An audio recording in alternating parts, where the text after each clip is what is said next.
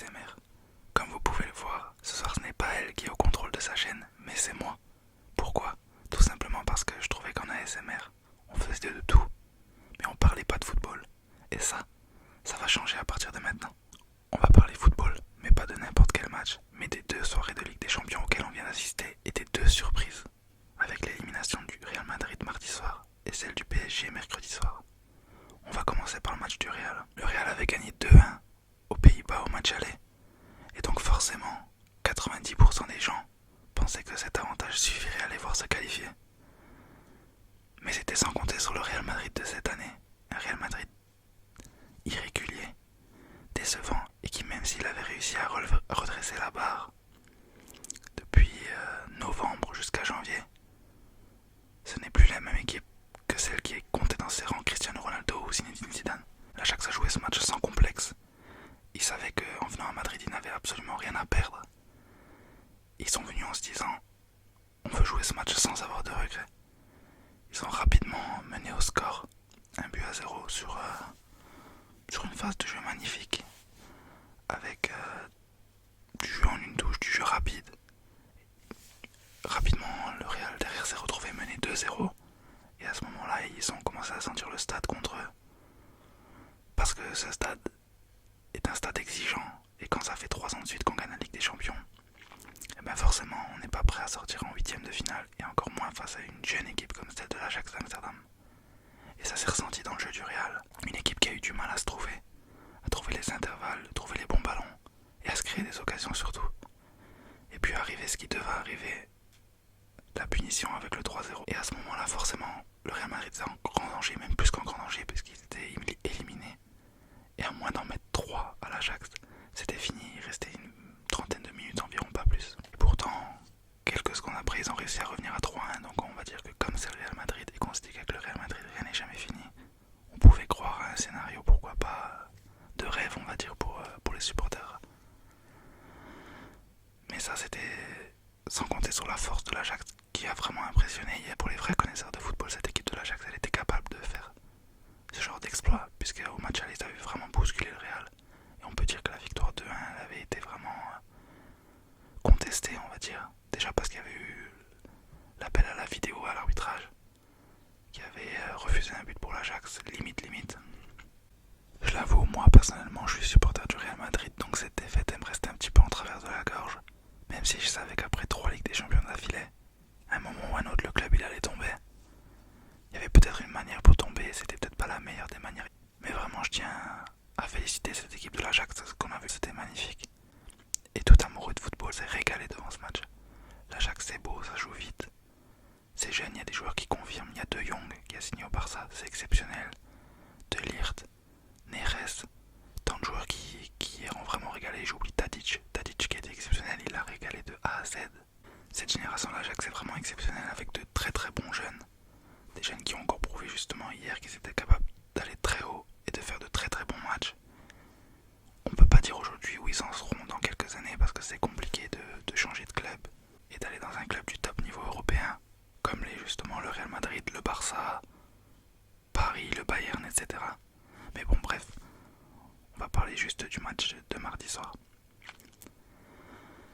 Cette équipe du Real, elle a montré ses limites, comme elle monte depuis une dizaine de jours avec les résultats face au Barça. 3 défaites à domicile, c'est quelque chose qui arrive très très très rarement à Madrid.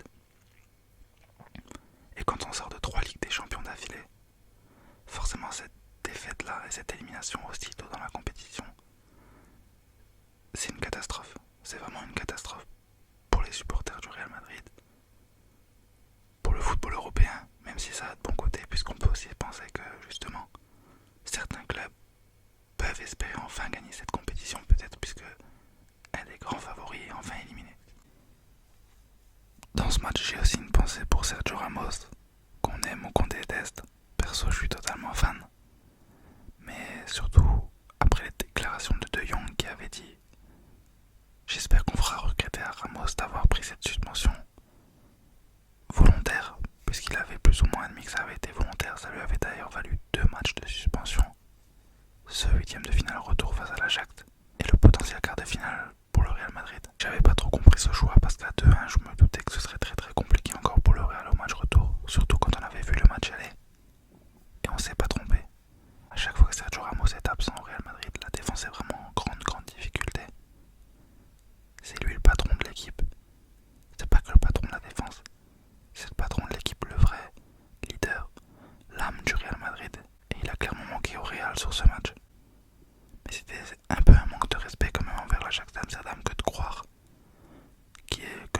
Madrid était déjà qualifié après le 2-1 du match aller. On peut dire qu'il a été un peu rattrapé par le karma. C'est une totale défaillance des cadres, cette défaite. Aucun n'a été au niveau, aucun. Que ce soit défensivement, même Carvajal, qui est d'habitude très bon, a été en dessous de ce qu'il est capable de faire. Et le milieu, j'en parle pas, complètement dépassé les trois. Casemiro, Kroos, Modric, ils n'ont pas du tout été au niveau d'un match de Ligue des Champions. Et surtout pas du tout au niveau de ce qu'ils sont capables d'apporter au Real Madrid en temps normal. Devant Vinicius, qui était un des hommes forts du Real sur les dernières semaines, s'est blessé trop rapidement pour qu'on puisse le juger. Bale a été décevant, comme très souvent cette saison. Et Benzema, même s'il réalisait une très belle saison, a été complètement transparent sur ce match-là. Très peu servi, très peu trouvé, donc un match très très difficile. En plus, on se souvient de sa glissade, même si le match est plié à 4-1 sur le ballon de Modric, il glisse alors qu'il est à 2 mètres du but. Le match du Real, il est un peu cruel, parce que même si l'Ajax, sur ce qui monte sur les deux matchs, mérite cette qualification, on n'oublie pas qu'au bout de 5 minutes, Varane touche la barre, et ça peut changer le match. Si elle la met au fond, mais bon, comme on dit avec des si, on refait le monde, donc ça ne sert à rien de trop s'attarder dessus, mais on peut dire que le football est cruel et que tout va très vite. Au Real Madrid, le choix de ne pas recruter réellement cet été de Florentino Pérez avait déjà du mal à passer pour certains supporters, et là je pense que beaucoup justifient cette élimination et cette saison-là par son manque de recrutement après les pertes de Zidane et Cristiano Ronaldo. Autre sujet sensible à Madrid, l'absence de Keylor Navas, gardien titulaire du Real Madrid pendant les 3 ans, exceptionnel en Ligue des Champions. Et là, le recrutement de Thibaut Courtois, peut-être pas le poste auquel le Real avait le plus de manque. Et malheureusement pour lui, Thibaut Courtois est un petit peu fautif hier sur certains buts, principalement sur le 4ème. Cet été, le Real Madrid aura besoin de recruter de grands noms et de se faire pardonner auprès de ses supporters. Et connaissant l'amour de Florentino Pérez pour les joueurs galactiques, on peut s'attendre à de grosses arrivées. Le plus difficile, c'est de se demander qu'est-ce que va devenir ce Real Madrid dans les mois à venir. La saison elle est finie le 5 mars puisqu'ils sont largués en championnat, éliminés de la coupe et maintenant éliminés de la Ligue des Champions. Forcément, je pense que de nombreux joueurs risquent de quitter le club, à voir lesquels parmi les joueurs cadres, Kroos, Bale, Marcelo sûrement qui a complètement disparu de l'équipe. Mais plutôt que de relever que les points négatifs du Real Madrid, il faut vraiment relever ce que fait cette équipe de l'Ajax. C'est vraiment extraordinaire dans le jeu, dans l'envie, dans la vitesse, dans l'intensité. C'est une équipe qui fait vraiment plaisir à voir et qui, je l'espère, ira très très loin dans la compétition. Même si on sait que quand on jouera des adversaires comme le Barça, comme Manchester City ou le Bayern, c'est difficile, surtout quand on sort après un exploit. C'est difficile d'en refaire un autre. Venons-en au match de Paris. Sincèrement, je ne sais même pas par où commencer tant cette élimination est catastrophique. J'ai même envie de dire honteuse. Pour le football français, c'est juste un désastre, une élimination comme ça, mais surtout pour le PSG.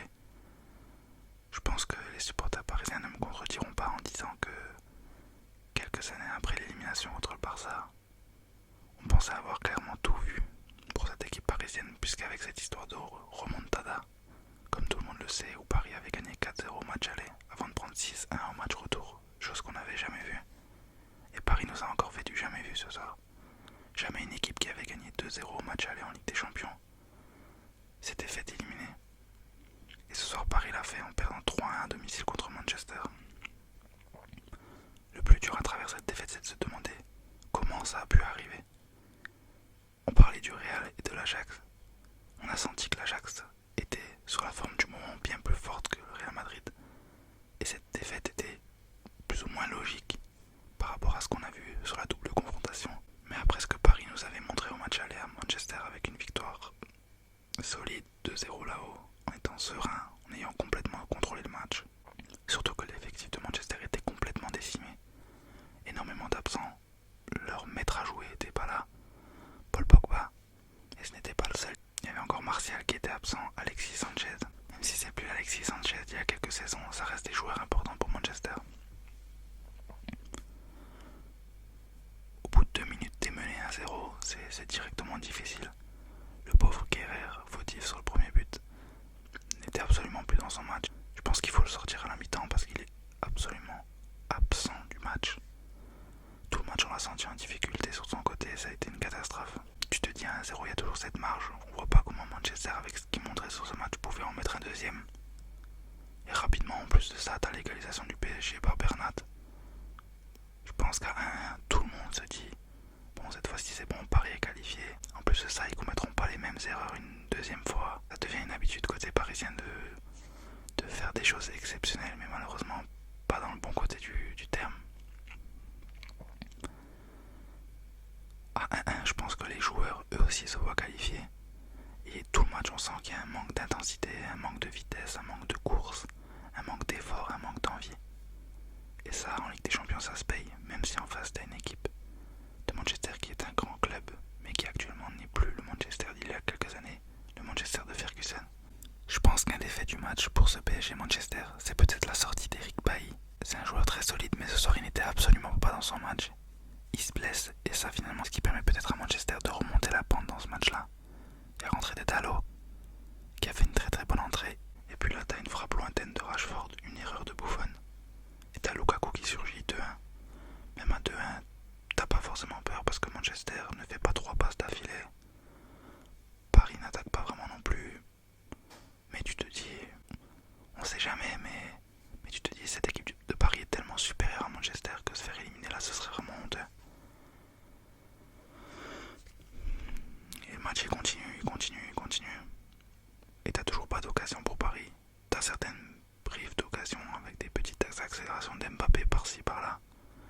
Mais même Mbappé ce soir c'est très moyen. Mais ça peut lui arriver, on sait la qualité qu'il a.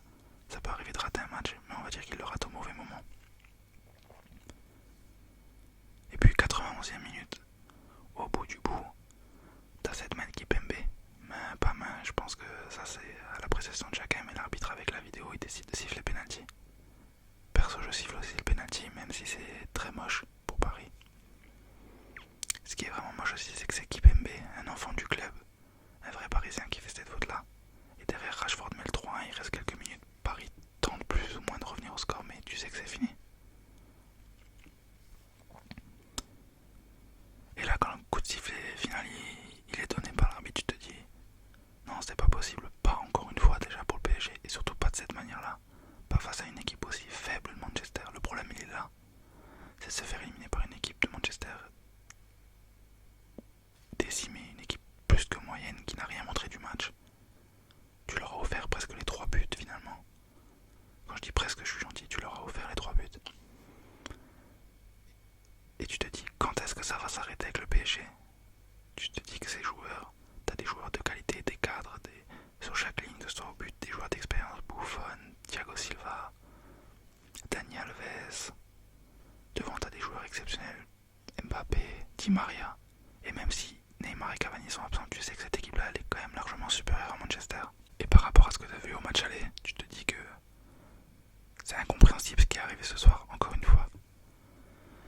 Et t'en viens à te demander si justement les traumatismes des dernières saisons, la remontada face au Barça, l'élimination face au Real Madrid la saison dernière, tout ça si ça reste pas dans la tête des joueurs et que justement le problème il est pas mental. Est-ce que cette équipe elle manque pas de mental, de force de caractère pour s'en sortir? Est-ce qu'à un moment il va pas falloir tout changer? Est-ce que le problème il est plus profond? Est-ce que c'est un problème à la direction? Les entraîneurs ils sont passés, on les a tous vus et revus. On a eu Ancelotti, Emery, Laurent Blanc, maintenant Tourelle. Et le résultat c'est toujours le même. Alors le problème c'est quoi? Est-ce que c'est les joueurs? Est-ce que c'est la direction? Est-ce que c'est simplement le manque d'expérience? C'est difficile à dire. Mais personnellement je pense que cet effectif a besoin de renouveau. Il y a des joueurs qui ont trop souffert, on va dire, de certaines grosses défaites. Et même si c'était de très bons joueurs, à un moment je pense que le club doit tourner la page. Un peu comme au Real Madrid, c'est un cycle qui se termine. Alors un cycle qui aura apporté de nombreux titres au Real Madrid, et pas ce que le PSG comptait. Mais c'est des cycles qui se terminent, et il y a des joueurs, je pense, qui doivent partir. Il y a des joueurs qui ont connu trop de grosses défaites. Alors je dis pas que c'est les fautifs, parce que t'as Marco Verratti qui a été pas très bon ce soir, mais qui a peut-être été le meilleur parisien. Mais lui a vécu aussi de grosses défaites. Thiago Silva a vécu de grosses défaites. Et on pensait avec l'arrivée de Dani Alves par exemple, ou de Gianluigi Buffon, que Paris allait pouvoir passer au-dessus, que Paris allait apporter la touche d'expérience qui manquait peut-être dans les grands moments.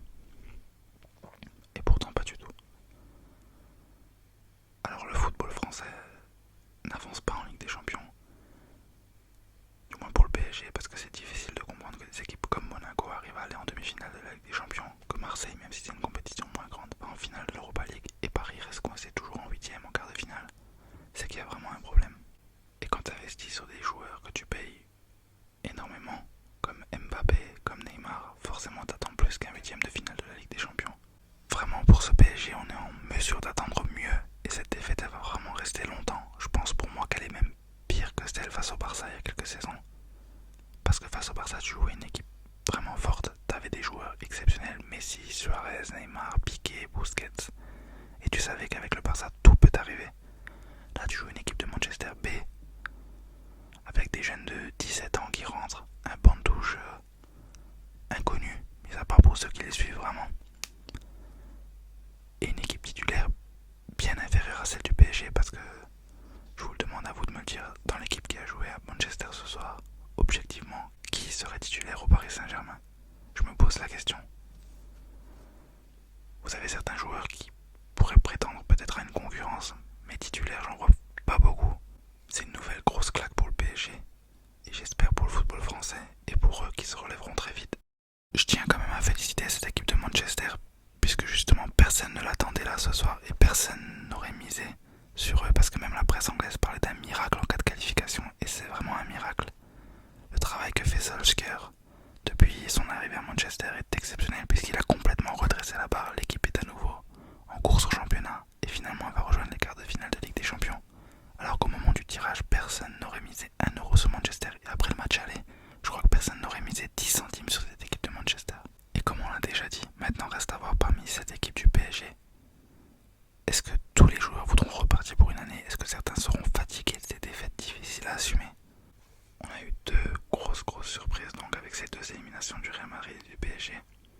Maintenant il reste la semaine prochaine un club français en Ligue des Champions, Lyon, qui va à Barcelone. On espère que ce sera pourquoi pas la troisième grosse surprise avec la qualification de Lyon. Pour le football français, ce serait vraiment bien d'avoir au moins un représentant en quart de finale de la Ligue des Champions. Mon avis c'est que le Real comme le PSG ce sont deux très grands clubs, mais que le niveau européen aussi progresse. Même si ce soir dans le jeu on n'a pas vu un grand Manchester, le niveau européen progresse et les grandes équipes ont de plus en plus de mal à être largement supérieures. Maintenant je vais vous poser une petite question. Les huitièmes de finale ne sont pas terminés, mais dites-moi selon vous qui va gagner cette Ligue des Champions? Forcément pour moi le Barça se pose en grand favori, mais cette année je les trouve pas forcément exceptionnels. Mais bon, on va pas s'éloigner, on était là pour parler du Real Madrid et du PSG. Ça ce sera peut-être pour une prochaine vidéo. Sur ce petit débrief football va s'arrêter là. Je vous remercie d'avoir écouté, j'espère que ça vous aura plu. N'hésitez surtout pas à donner vos commentaires sur ces deux